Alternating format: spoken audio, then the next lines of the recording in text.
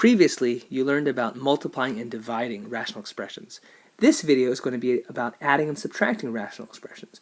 And remember, rational expressions, that's just another word for fractions. Alright, so you should already know how to add and subtract fractions like these. But I'm going to show you a new strategy. It's probably going to be different from the way you've learned this in the past that will help you for when we get to more difficult fractions that we're going to add. Alright, so let's go ahead and get started. Alright, so for problem number 1, we have 3/4 plus 5/6. And you need to remember that when you add fractions, you need a common denominator. So how do we figure out what that common denominator is going to be? Alright, so here's the strategy. This is going to be different from the way you've done this in the past. Alright, so let's first try to factor our denominators. Alright, so I can rewrite this first fraction as 3 over, and I'm going to factor this denominator, 4. 4 factored is just 2 times 2. Alright, for the second fraction, I've got 5 over, and let's factor that denominator. 6 is the same thing as 3 times 2. Alright, and the way we're going to think about this, in order to get these denominators to be the same, let's try to get them to have the same exact factors. Alright, here's what I mean by that. Alright, so if I look at this first denominator, I have two factors here, 2 and a 2. Alright, so let's think, what's missing here? What does the second denominator have that the first denominator doesn't have? Right, and the second denominator has a 3. There's no 3 in this denominator. So what I need is, I need a 3 for this denominator.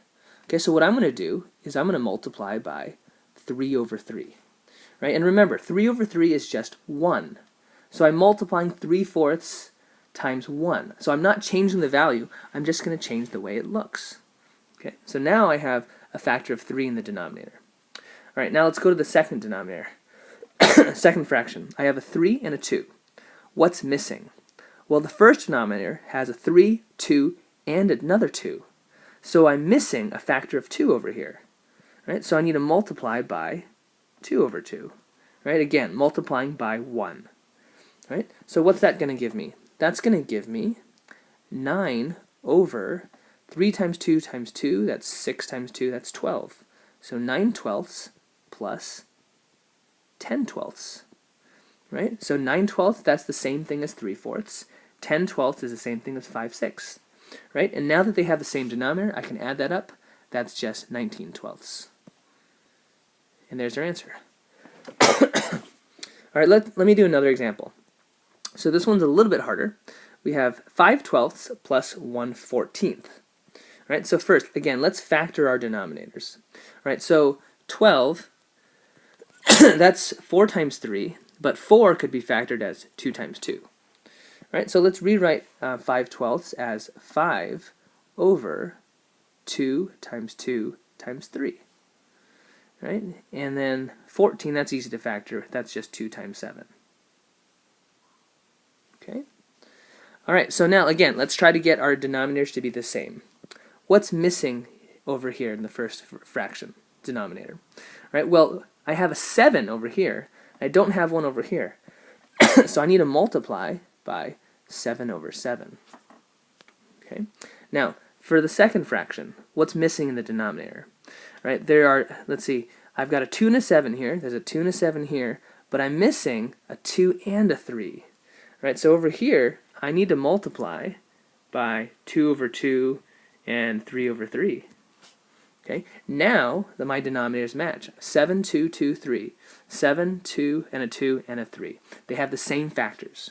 Okay? So what do I have now? I have 35 over, and if you multiply this all out, let's see, this 2 times 2 times 3, this is 12. 12 times 7, that's 84. So 35 over 84 plus, and this side's going to be 1 times 2 times 3, 6 over 84. So that's going to be 41 over 84.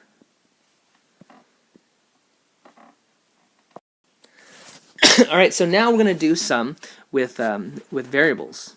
Okay? But it's going to be the same idea. Right? So first, let's factor our denominators. Right? So we have 2 over, let's see, 15 is 5 times 3, and x squared, that's x times x. Okay, now for the second one, we have 3 over, now we already factored 20 before, that's 5 times 2 times 2. So 5 times 2 times 2, and we have an x. All right, so again, the idea is we want the same factors in both denominators. Okay, let's start with the first one. All right, so what's missing over here? All right, well, what's missing, the second fraction has 2 2's, right? And there's not 2 2's over here. So I need to multiply here by those 2 2's. Right, and I'm just going to write it this way. 2 over 2, or 2 times 2 over 2 times 2. All right, now let's go to the second fraction. What is missing in this denominator? Right, what does the first denominator have that's missing over here? Right, what's missing is a 3 and an x. All right, so I need to multiply by 3 over 3, or actually I can just write 3x over 3x. Okay, all right, so let's multiply this out. So for the first fraction, 2 times 2 times 2 on the top, that's 8. Let's see, what is this bottom going to be? All right, 2 times 2 is 4. 4 times 5 is 20. 20 times 3 is 60. So 60x squared. That's my denominator. Plus, for the top, into the numerator, 3 times 3x, that's 9x over 60x squared. Right? So our answer would be 8 plus 9x over 60x squared. Right? And I'm not going to be too picky about this, but you might see this written like this, 9x plus 8 over 60x squared. Right? But I would probably accept either of these. All right, I'm going to do one more with you, and then you're going to do the last one on your own. Okay? So again, let's factor our denominators. Okay? So 10x squared y, that would factor as 5 times 2 times x times y. The second fraction, 8. Well, we know 8 is 2 times 2 times 2. Right? And then I have 3 factors of x over here. All right? So what we need is we need our denominators to match. Right? So what's missing over here? Okay. Well, what's missing is there's 3 factors of 2. I just have 1 here, so I need 2 more factors of 2.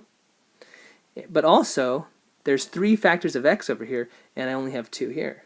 All right? So I need to multiply on this side by, what did I say, 2 factors of 2, and I need 1 more factor of x.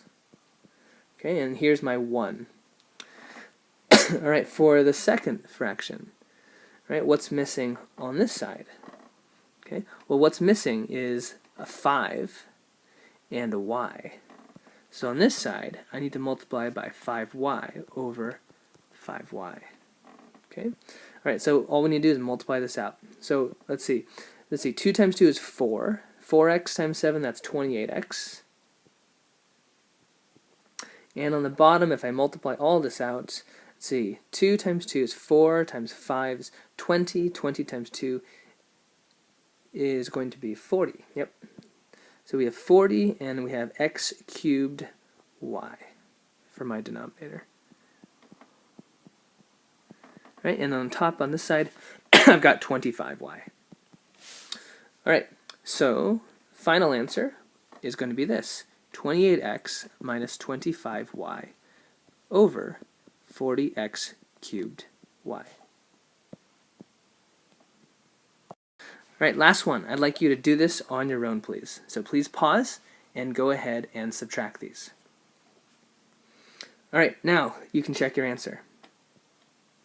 All right, so let's factor this. 6 is 2 times 3, and I have x and 3 factors of y for my first denominator. Second denominator is going to be 2 times 2 with 2 factors of x and 1 factor of y.